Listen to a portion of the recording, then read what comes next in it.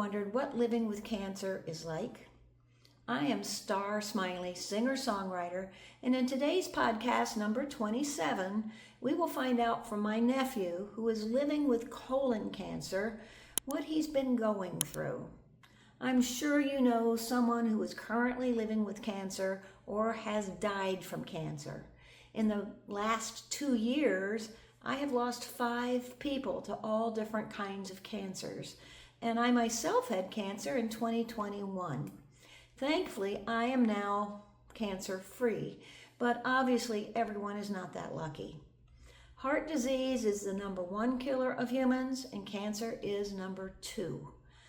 I'm hoping after hearing today's guest speaker, you will understand cancer a little better, understand what some of these cancer patients go through, and have an idea how to reduce your risk of developing cancer. At some point, if it hasn't already, either you or someone you love will likely get cancer. Normally, I sing a song here, but today, let's skip that and go right into the podcast. What is cancer? Cancer refers to any one of a large number of diseases characterized by the development of abnormal cells that divide uncontrollably and have the ability to infiltrate and destroy normal body tissue. Some cancers grow very aggressively and some are slow growing. There are different stages of cancer, 1, 2, 3, and 4, with 4 being the furthest along.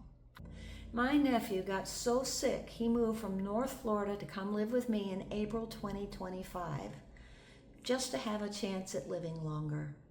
Today's podcast is about his personal experience with cancer. My nephew just turned 45 this past November. In the first video, he was very sick, and I was behind the camera. Here we go. Now, let me introduce our guest. His name is Chad, and he has a lot to tell us about his cancer journey. Chad, how are you today? I'm okay. Not doing too bad, considering all things. I have cancer. Stage 4. Okay. I'm terminal, unfortunately. And on my 13th or 14th treatment right now, currently, with this awesome handy-dandy bag I got here.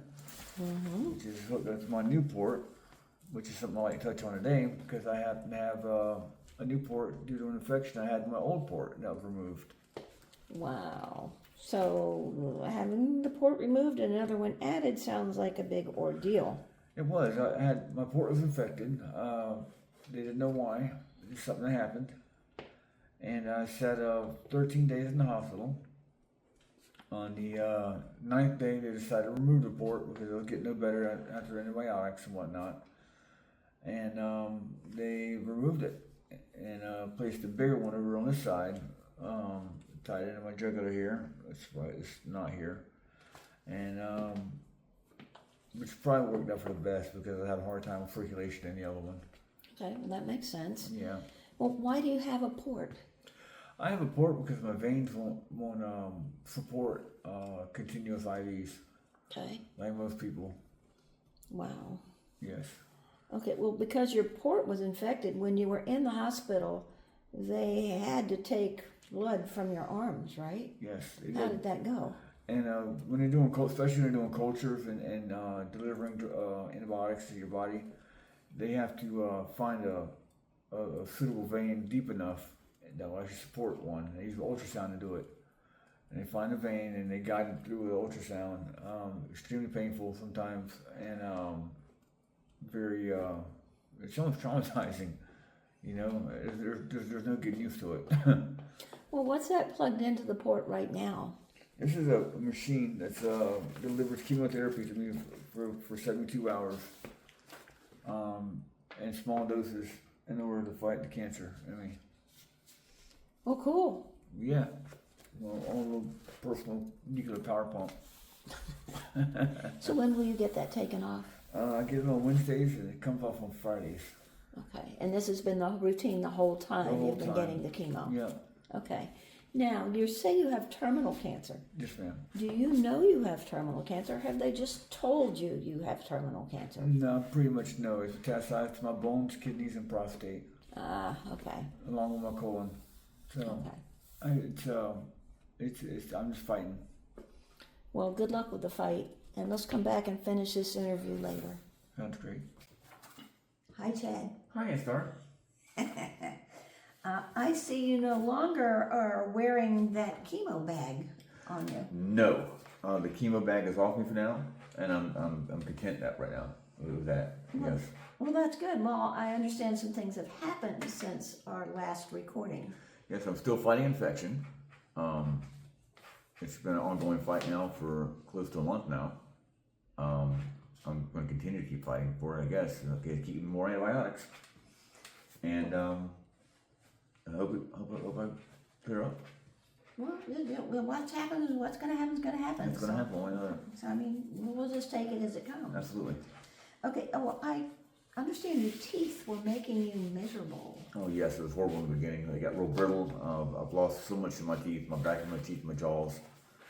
I remember a tooth just fell out. Yeah, we're eating dinner at that time, and a big piece of my tooth just fell out. My teeth were never really that bad, but after the chemotherapy, they got terrible. Sorry, it was horrible. Blisters all in my mouth, all over my tongue, down my throat. I had a hard time eating anything. But it's better now. Yes, I'm fine. So that sounds good. I'm guessing my body may have finally started acclimating more toward the chemotherapy. Okay, well that's good. Well, but when we recorded before, we were just in that instance of that port infection. So let's go back to the beginning. When did you know you had cancer? Well, I was having relations with my wife, and when it was time to finish, I would receive a severe pain in my lower area region, Right.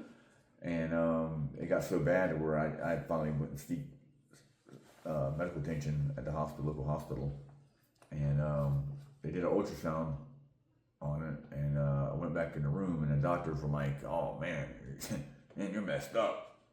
You really need to see a professional about this because you have cancer, prostate cancer." Oh, right. Not knowing that I had colon cancer the whole time and metastasized to my prostate as well. Okay. So yeah.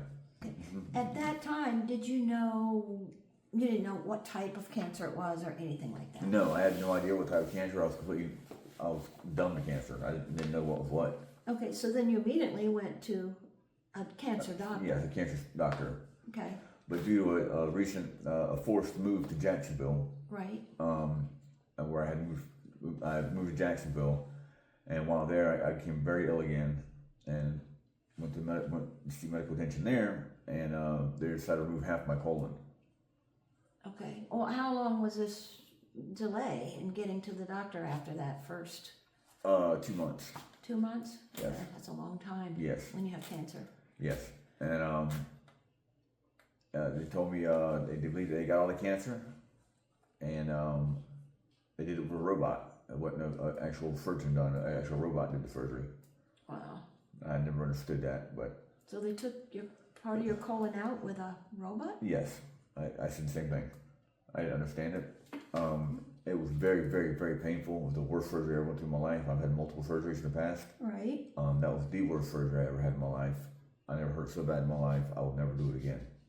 It was that bad. Wow. Well, but you did it. But I did it. I survived. Here I am. They thought they got all of it. Yes. And 6 months later, I had stage 4 cancer and 2 weeks to live. Yeah, but did you have the stage 4 diagnosis at that point? No. I didn't have to get the stage 4 diagnosis until I came to Palm Beach County. Right. I had a doctor that was in North Florida pretty much speculate that I had stage 4 cancer and I needed help. And that's when he called you. Okay, well, I do remember getting a call from a cancer doctor up in Gainesville. Yep. Telling me that you needed help and that if you didn't have chemo, you would die within 2 weeks. Yes. So I'd only seen you a couple times in the past 30 years because our lives are very different. Very different. And so I took a leap. I asked you to come live with me, and so you said you would. Yes. I figured I gave you a call saying pretty much I wasn't asking to come live with y'all or asking for any help or anything. I just wanted to let y'all know that I loved y'all, you know what I mean? And I was probably going to pass soon. Wow. And having 2 kids, you know, and then when you offered that, and I had 2 kids, and I thought about it before I called you back. And, you know, it's obligation and responsibility to my children to actually live as long as I possibly can. So that's something I did. Well, we're glad you did. Yeah. I remember the first couple of weeks you were in extremely rough shape. You were immediately in the hospital for over a week when you first got here. Yes, I was very sick. I wasn't doing very good. You got to remember, I was, you know, the doctor said 2 weeks away from death. Right. You know, so you don't work with a whole lot. So you got your port when you were in there that first Yes. week. And your kidney did have, for the ultrasounds and everything, your kidney did have a huge tumor wrapped around it, which Yes. was keeping you from going to the bathroom Yes. and all sorts of things. Yes. Okay. Then we got your diagnosis somewhere in there that you had the stage 4 colon cancer. Yes, ma'am. And it metastasized to your kidney and prostate. And that's why you were so terribly sick. Okay. Well, once you got out of the hospital, you had to find all your many, many doctors. Primary, cancer, pain, gastrovascular doctors, etc. We had to visit them all multiple times. Then you had to deal with the pharmacies. Tell us about the pharmacies. Wow. North Florida, small town I'm from, you know, Walgreens kind of treated me like family. Like they knew me when I come through. None of my prescriptions were never a problem. I've been on Suboxone for quite a long time for a form of pain management. And now when I contacted cancer, the cancer pain was way more than what Suboxone could handle. Right. So I was transferred to another methadone, Right. you know, and for pain management, you know. Right. And I went through all the proper procedures. I went to, you know, I did all my doctors in order, you know, so I made sure I had a good pain management specialist, not one that was a pill mill or anything like that, like a good, you know, someone with a good reputation. Right. You know, and when I got into the Walgreens down here, they seen that I was on Suboxone before, and immediately treated me like a junkie. They were real nasty and snide to me. There was no compassion. These people are nothing. You know, I got hoses hanging out of me and everything else. You know, I'm on my first cycle of chemotherapy. I'm in bad shape. I'm terrible. And you people decided to call me a junkie, amongst other things. And I ended up saying some words, and I got banned from Walgreens in Palm Beach County. That wasn't too good. No, it was not too good. No, but after 1, 2, 3 other Walgreens, we got you into a different Walgreens. Yeah, they must have forgot that one and didn't get a phone call to them. I was far enough away from them. Well, somehow we got into that one. They all clicked up together and decided not to let me get no medications. But since your insurance would only take Walgreens, Yes, my we insurance felt was linked only through Walgreens at the time. You know, my Florida Blue wouldn't let me go anywhere else. okay. So they had a monopoly on me. I couldn't do anything. Okay, so we went to that Walgreens. We thought everything was all clear, and then they give us all the other medications. Right. But on the methadone, even though they have to give it to the same day because Right. you can't get methadone early, Right. they wouldn't have it. Right. I'd be up to a week without the medication, so I'm withdrawing for a week without my medication. That's not fair. So that wouldn't work either. So I changed pharmacies again to Right. Atlantis, Right. my new pharmacy. And it's a privately owned, figuring mom and pop pharmacy would understand and hold it, right? I mean, they understand it. They understand $1, Star, unfortunately, because they keep methadone on the shelf there, but my insurance won't pay for that kind of methadone. Okay. They'll pay for one that they have to order, Okay. okay, which delays it longer. Right. And they do it intentionally because I either buy it now and get it then, or I wait 4 or 5 days, 6 days to get it, But because they don't make no money off of it. okay, so they don't care to order it, even though they know you're going to come in the next month. Right. They don't order it early My because order's actually every 2 weeks, yeah. and you know, and they won't hold it in stock for me, Wow. and that's sad, you know. It's terrible. And I spoke to my I didn't know this at the time, so for information on y'all who have a problem with filling your prescriptions, Um, specialty pharmacies are a thing now, apparently. So you're going to have to, we've had this problem the whole time. Yeah. So you're going to just have to found out- find another I pharmacy. found, yeah, I gotta get rid of them. Very good. Very good, period. Well, that's okay. We'll get on that one next. Okay, well, tell us about your cancer treatments themselves. Starting with when we arrive at the doctor's office, what happens? We arrive at the doctor's office. I come to the reception area and I go to the front desk. I see the front office.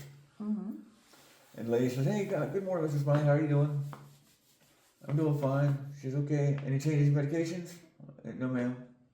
She gives me a new arm bracelet and a list of my current medications, and I sit on the bench and wait. You call. Okay, and then when they call you, where do they take you? Oh, they take me into the back. They access my port, flush it with saline, ask me if I'm dehydrated, ask me if I'm doing well. They weigh me. They take blood samples, and have me reseat myself in the back waiting room. Okay. And a few moments later, another nurse from the opposite end will call me of the reception center, and I'll go back that way. Okay. And she'll sit me down and ask what medications I'm still taking and what medications I'm not. Right. Right? She'll take my blood pressure, my temperature, and my heartbeat. And then she'll have me seated in a room waiting for my doctor, Mr. Gupta. Dr. Gupta. Yeah.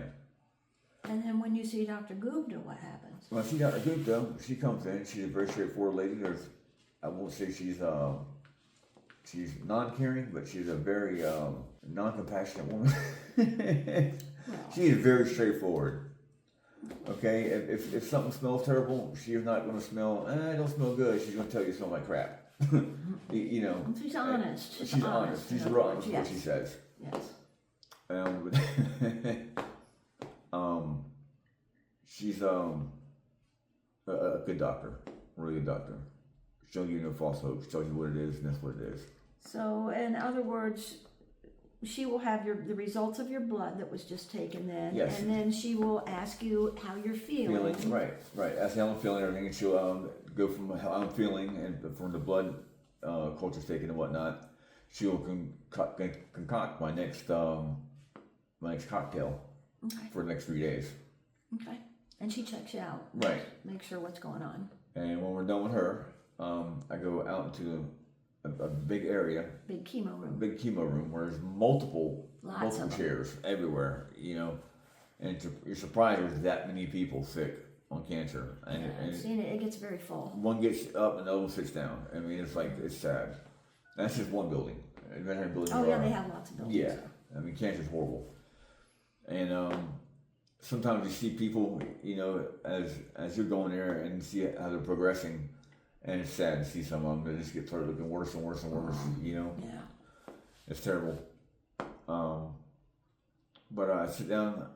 They hook me up to some chemo, some hydration, some fluids and whatnot, and I can sit anywhere from 2 to 5 hours on average, and then I go home with a pump. Well, and then you get the fluids if you need them, which takes more time. Yes. Wow. Well, how do you feel after the treatments? I don't really feel too much after that normally. It's normally not until I get the pump off on Friday that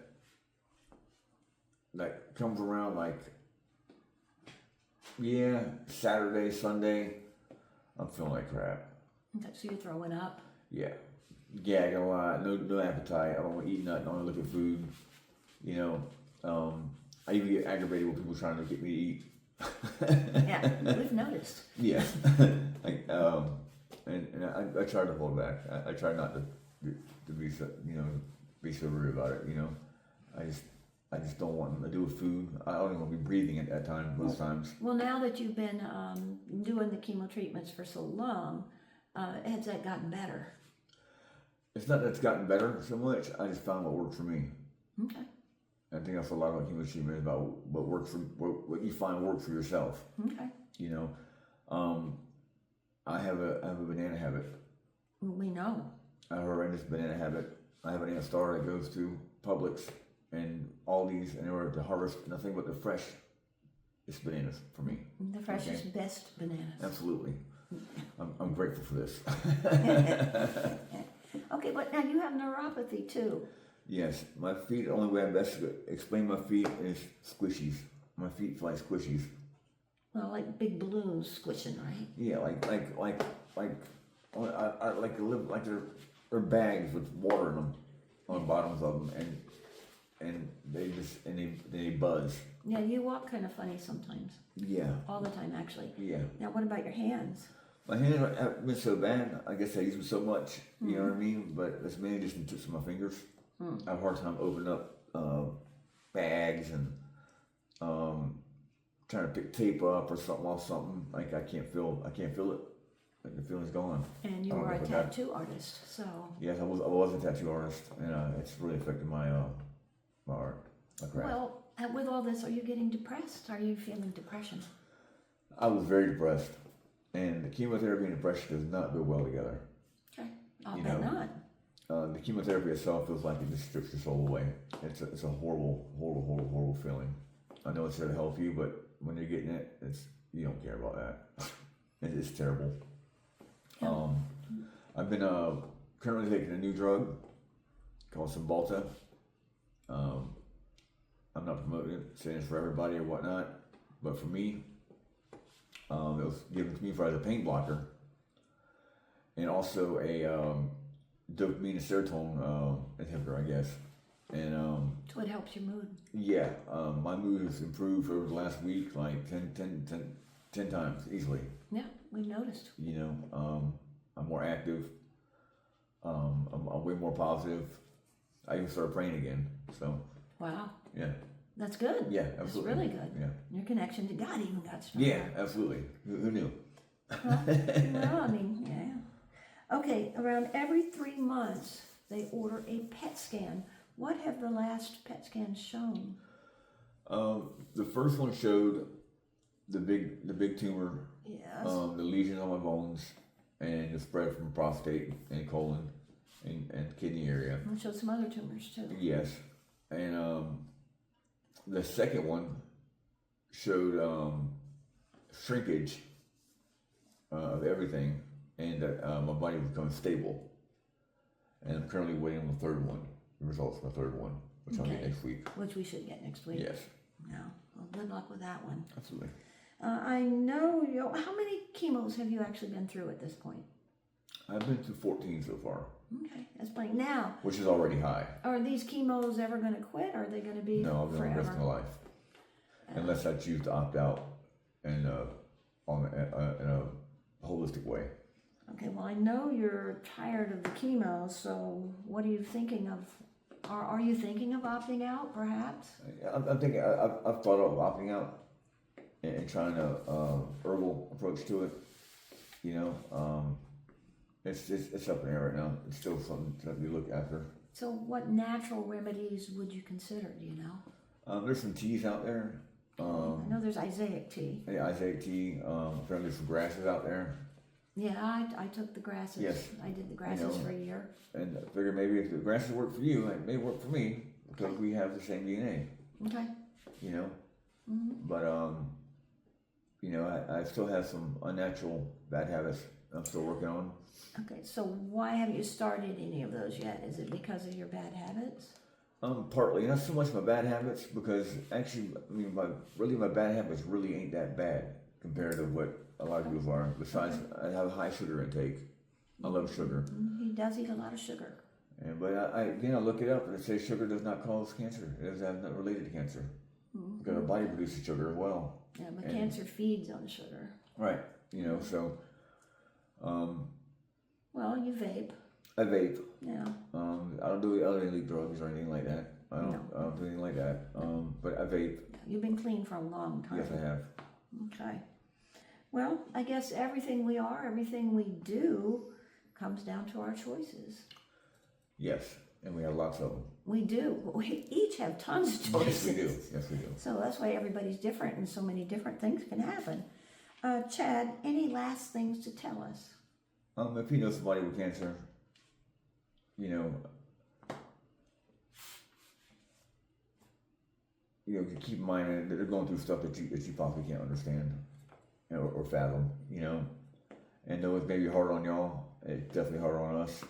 and sometimes we don't take into account for what y'all are going through, and we should, because it's hard on both sides. It is. Try to keep an open mind and try to be supportive of each other. Absolutely. Well, Chad, thanks so much for talking with me. Thank you. I know it was an effort. I know doing this podcast was hard on you.